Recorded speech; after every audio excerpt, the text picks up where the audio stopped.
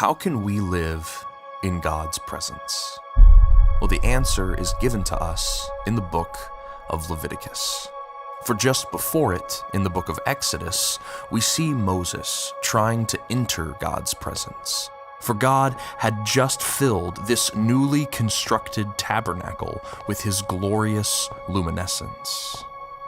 But a problem develops for Moses, which still exists for us today. We cannot enter in to God's space. And the reason we can't enter in is because of who we are and who he is. Because God is perfection and we are sin. It's the same reason why darkness can't exist within light, because that which is dark cannot remain next to that which is bright. So, if we are ever to dwell with God, we must become like light. Or, as the book of Leviticus will tell us, the only way to live with God closely is to be holy as he is holy. But how can we? With all our sin and everything that's broken, how will our darkness be able to enter his presence for even one moment? Well, the book of Leviticus provides us with the answer, and it's through something called atonement. Atonement is the price that has to be paid to make humans and God alike. So God graciously provided a system through priests and sacrifice to take his people's darkness and replace it with light. Atonement allowed the Israelites to transfer their darkness onto an offering God had specified. And since the cost of sin is the loss of life, that atoning offering had to die. But that only removed the penalty of darkness. It did not create any light, which is why sacrifice is only part of the story atonement has to tell. The other part is that God made a way to turn his people into light as well. That's what Leviticus calls purification, the taking of the dark and making it bright with God's holy illumination. It's taking the innocence of the sacrifice and granting it to another in an act of gracious application. And that's what God gave the nation of Israel, a way for them to be light like him and live near his presence in the temple.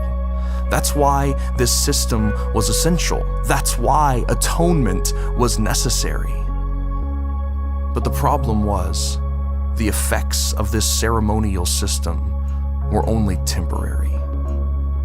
For like all of us, the people who lived in the time of Leviticus did not sin just once, but constantly. So they did not need atonement one time, but repeatedly. They could not stop becoming darkness and deserving its penalty. They could not stop becoming unlike God and needing new purity. Which is why the priests had to stand at the altar daily to make atonement for the people unceasingly. That's why Leviticus is filled with so many sacrifices and offerings.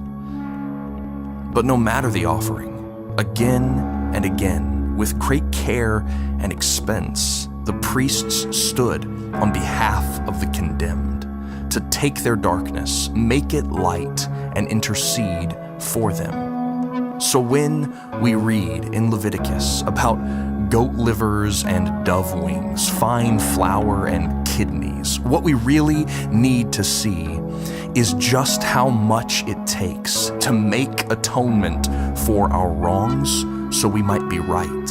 We need to see how much it costs to take our stains and make them white. We need to see that something has to die to take our darkness and make us light. But above all, we must remember the point of all of this is to make a way for us to live in God's presence. Which is why one day described in Leviticus outshines all of this meticulous maintenance, and it becomes the book's main focus. And the name for this day, the name for this moment, is the Day of Atonement. For on this day, God provided a way for just one priest, just once a year, to enter his presence, make amends for sin, and allow all God's people to be cleansed. But this priest was not truly light. He had to make his own sacrifice to briefly be allowed to enter God's might. So this was not a permanent condition, but a momentary glimpse. This was not the end of the story, but where it begins. For if humans living outside God's light are ever to be brought within, we are going to need a better priest, one who is without sin, one who doesn't have to purify himself to enter the tent, but who is already light itself and can bring us with him. Which is why what Leviticus depicts is not a finished system. Instead, it points to something else in the distance, to a day God had chosen, the day when God would complete everything Leviticus put in motion. It points us to another day, a final day of atonement. For the light in the temple, the very presence of God, did not stay in heaven, but became flesh and blood. And this God in the flesh, this blood from the Father, put his own life and light on the last and final altar. The final day of atonement is in Jesus' cross.